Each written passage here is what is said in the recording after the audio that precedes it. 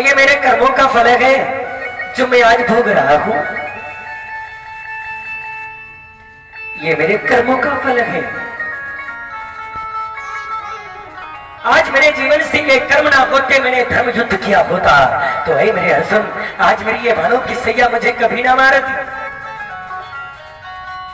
आज मधुसूदन का दर्शन करते करते, अर्जुन को शिक्षा का दान करते करते भगवान श्री आज चले जाते हैं।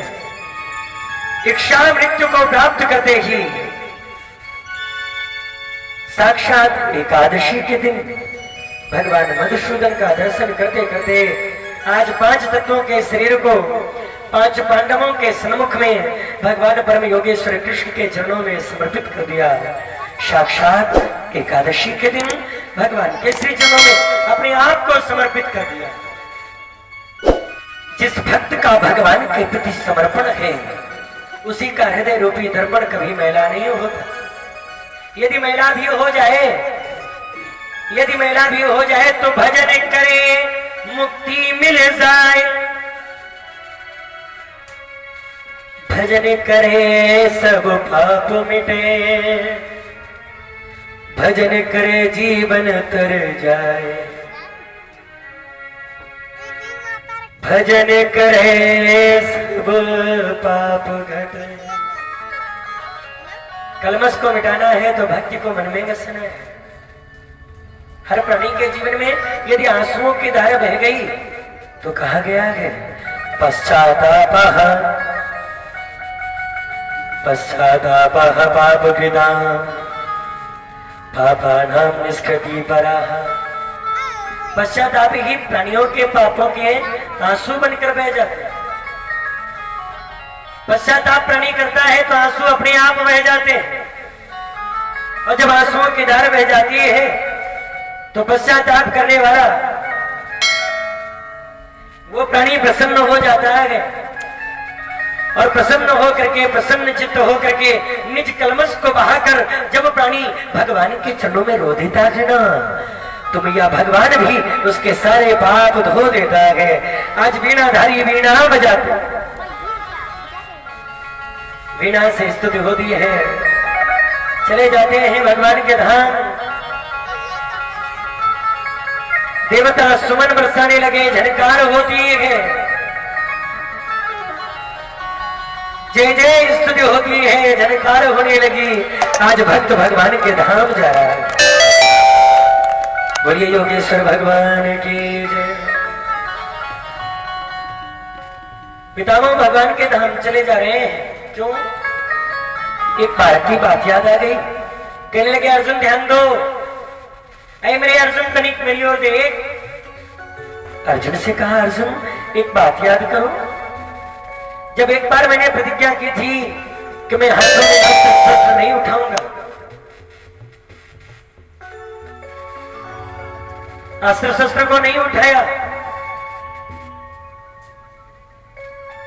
अस्त्र शस्त्र को नहीं उठाया। आज उसी समय पर देख रहे हैं जब अस्त्र शस्त्र नहीं उठाया है, भगवान कहते मैंने प्रतिज्ञा की।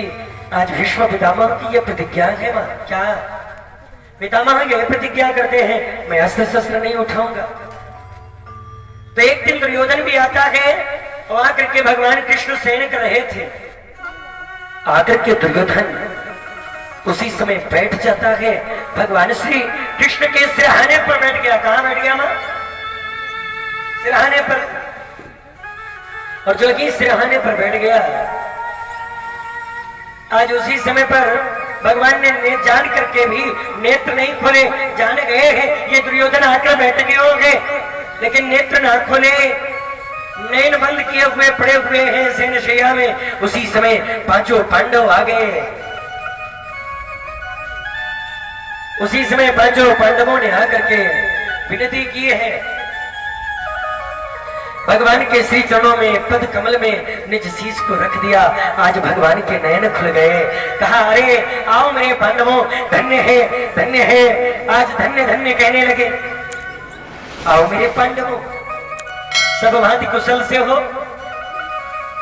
पांडवों ने देखा हाँ, आज वंदना की। कहा जिसके साथ आप जैसे मधुसूदन स्वयं हाथ दिए हुए हो, जिसके साथ स्वयं मेरे केशव हैं, उसके जीवन की कुशलता उसके जीवन को छोड़कर नहीं जाती।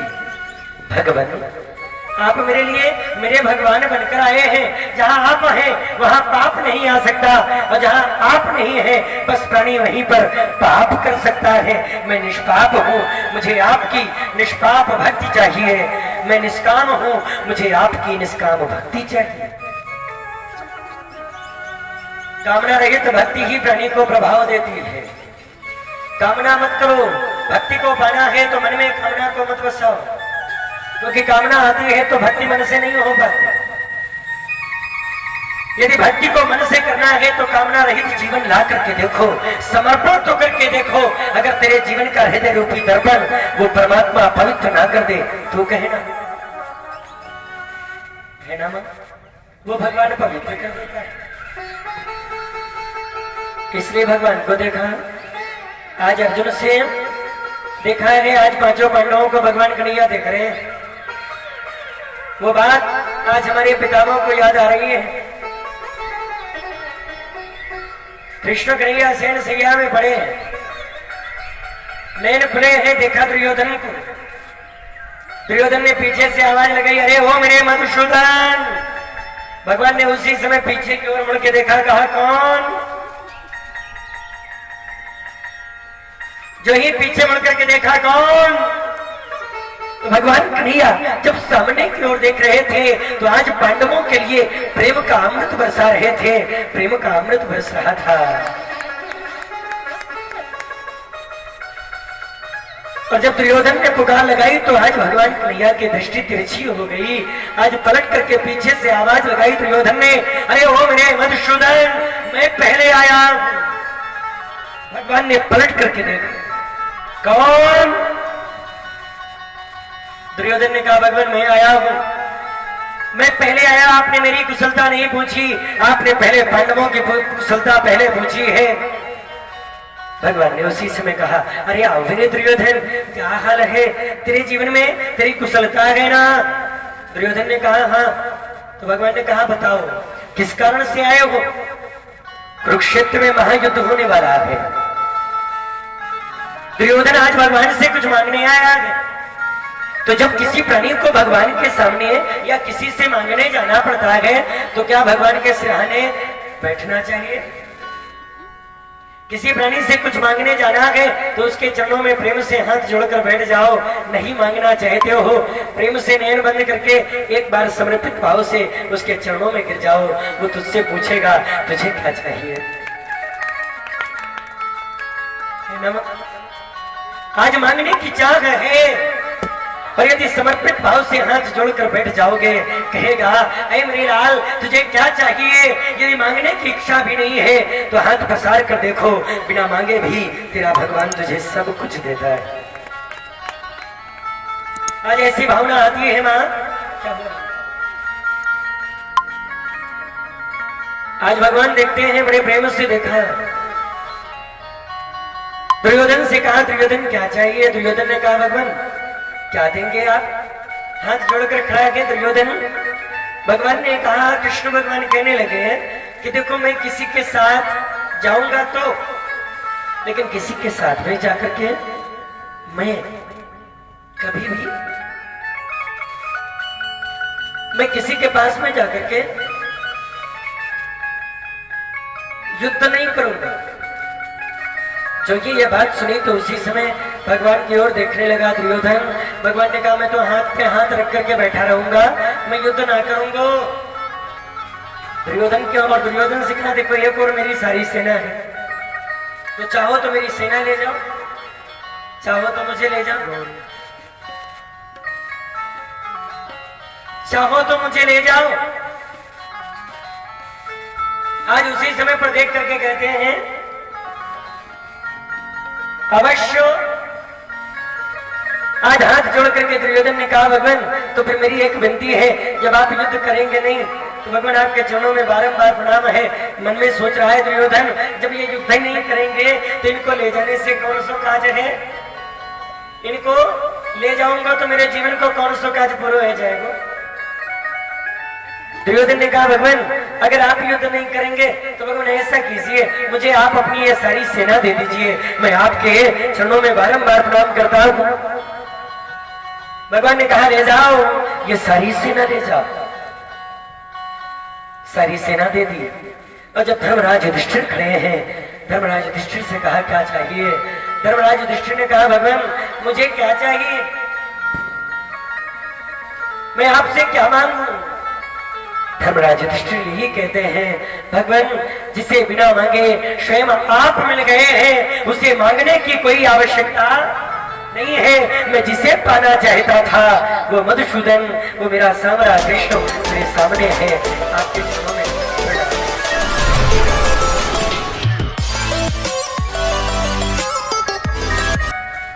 आपके चरणों में प्रणाम है।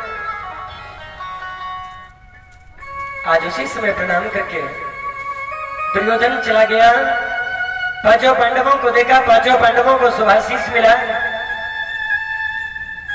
और आज वही भीष्म पितामह को कथा याद आती है कि जिस पर सीधी दृष्टि पड़ गई आज उन पांडवों के जीवन का कल्याण हो गया, और जिस पर भगवान की तिरछी दृष्टि पड़ गई आज उसके कौरव वंश के जीवन का विनाश हो गया।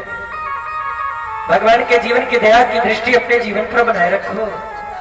जिस दिन उसकी दया की दृष्टि तुझ पर तिरछी हो गई ना, उसकी दया की दृष्टि ना पड़ी, वो दया की दृष्टि अगर तिरछी हो गई ना, तो जितना कष्ट तेरे जीवन को है उससे अधिक तेरे जीवन को प्राप्त हो सकता है।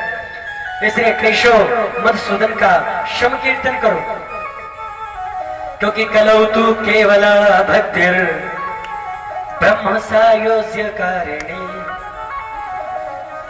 कलौ में, इस कलयुग में कलौ तू केवला भक्तिर, कलयुग में केवल ये भक्ति ही है जो ब्रह्म का दर्शन करा सकती है, ब्रह्म का चिंतन करवा सकती है। इसलिए मन की शक्ति से केवल भक्ति करो, भक्ति करो, भक्ति करो। राधे राधे।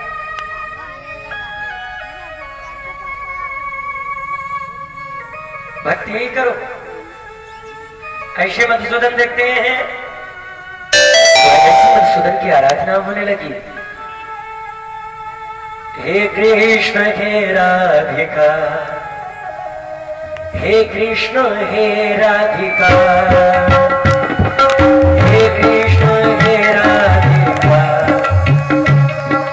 हे कृष्ण हे राधिका, हे कृष्ण हे राधिका, हे कृष्ण हे राधिका, हे कृष्ण हे राधिका, हे कृष्ण हे राधिका।